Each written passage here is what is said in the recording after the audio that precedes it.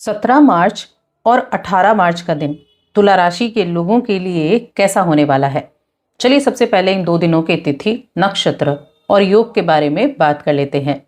अभी जो 17 मार्च का दिन है, ये मंगलवार का दिन है। कृष्ण पक्ष की चतुर्दशी तिथि सुबह 9:23 से लगेगी।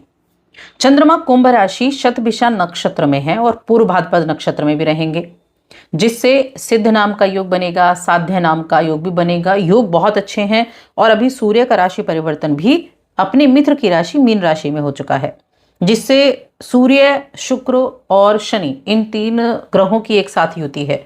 तो शुक्रादित्य योग भी बना हुआ है और साथ में पिता पुत्र भी एक साथ हैं। तो ये दोनों तो एक दूसरे के साथ देखिए कंफर्टेबल नहीं है, लेकिन फिर भी यहाँ जो स्थिति है वो इस प्रकार है।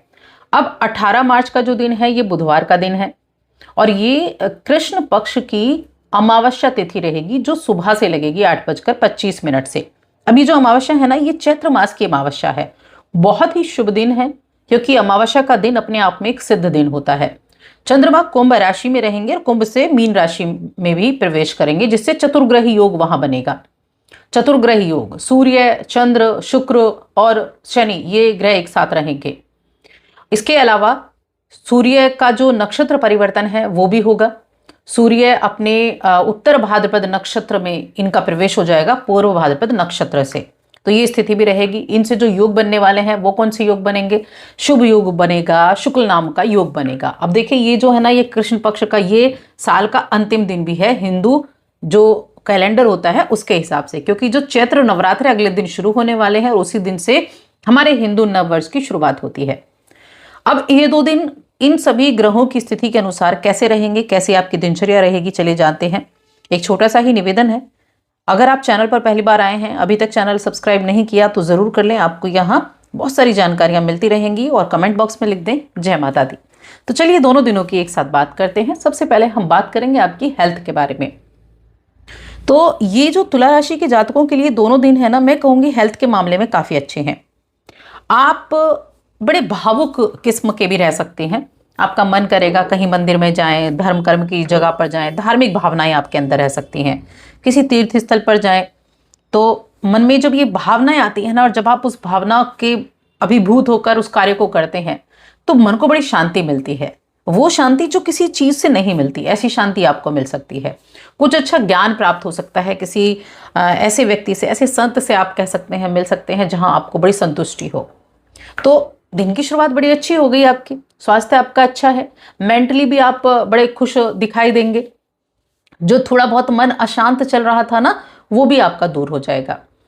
अब यहां मिथुन राशि में गुरु बृहस्पति मार्गी अवस्था में बैठे हुए हैं, तो आपके जीवन की जो शैली है ना, शैली यानी कि जो आपकी दिनचर्या है ना, जो आप एक रूटीन आपने बनाकर रखा है, अगर वो रूटीन आपका अच्छा है तो ये आपके लिए सकारात्मक समय रहेगा। पेशेंस के साथ काम करेंगे। और अगर आपने रूटीन को फॉलो नहीं कर रहे हैं, यानी कि एक रूटीन के अनुसार आप काम नहीं कर रहे हैं, जब मन हुआ जब कुछ कर दिया, जब मन हुआ जब कुछ कर दिया, तब मैं कहूंगी आपको थोड़ा सावधानी रखनी होगी। आप थोड़ा खुद को व्यथित महसूस कर सकते हैं, तो तब आपको थोड़ा सा ध्यान जरूर रखना होगा। देखिए, 5वें घर में चंद्रमा है, 5वें में रहेंगे, उसके बाद 6ठे घर में आ जाएंगे। 6ठे घर में आपके राशि के स्वामी भी विराजमान है। तो ये समय नौकरी करने वाले लोगों के लिए खास तौर से अच्छा बना हुआ है। दोनों ही दिन मैं कहूंगी जॉब करने वाले लोगों के लिए काफी अच्छा रहने वाला है। आप लंबे समय से अपने जीवन में किसी ऐसी रोचक चीज के होने के इंतजार में थे, तो निश्चय ही वो आपको उसके संकेत दिखाई देंगे और ये शानदार समय बन जाएगा। देखिए, काफी सारी चीजों में ना ये दोनों दिन आपके लिए बड़े उपयुक्त हैं। चाहे वो हेल्थ की हमने बात की, चाहे वो हम आपके काम की बात करें, कार्य क्षेत्र की बात करें, नौकरी हो गया, बिजनेस हो गया, इनकी बात करें, तो बहुत ही अच्छा समय है आपके लिए।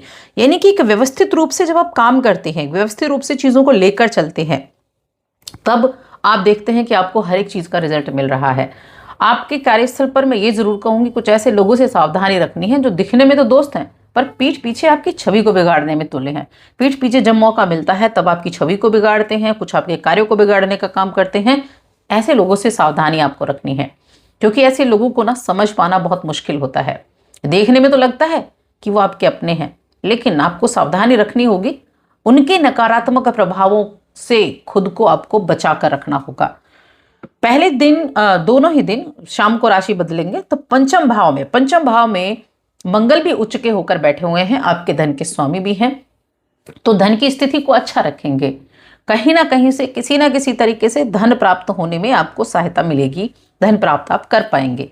हेल्थ में इंप्रूवमेंट है ही, और साथ में समाज के प्रति आपका नजरिया भी बदलेगा।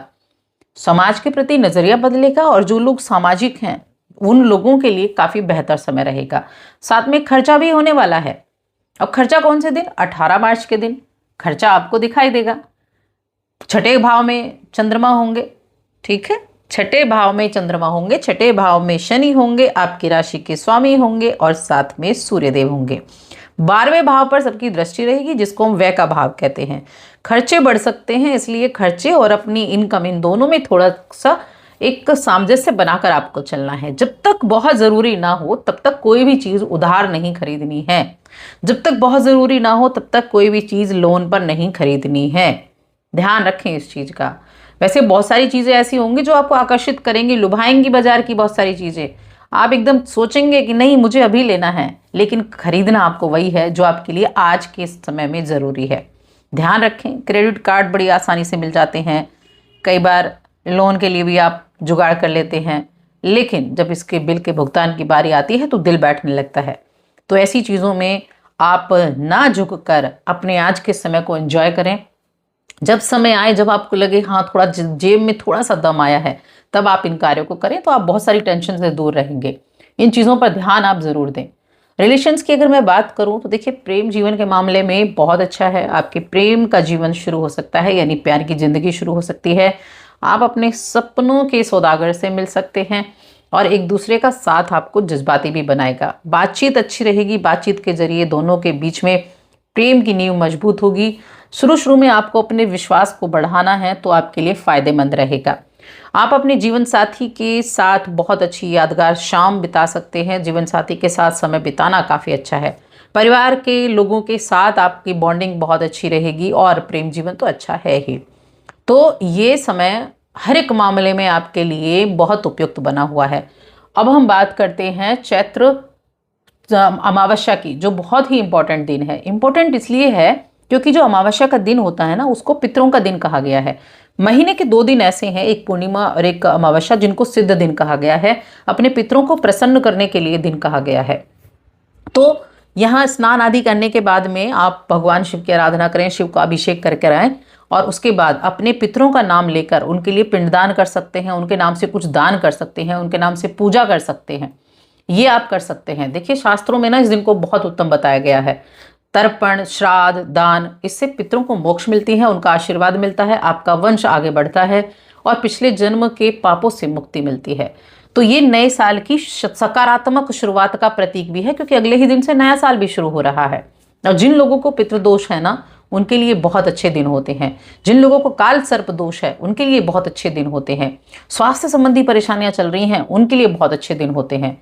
तो इसीलिए आप जरूर करें इन कार्य को। स्नान आदि करने के बाद में तिल का दान, गुड़ का दान, वस्त्र का दान, अनाज का दान, तिल का, काले तिल, कुछ भी आप ये कर सकते हैं।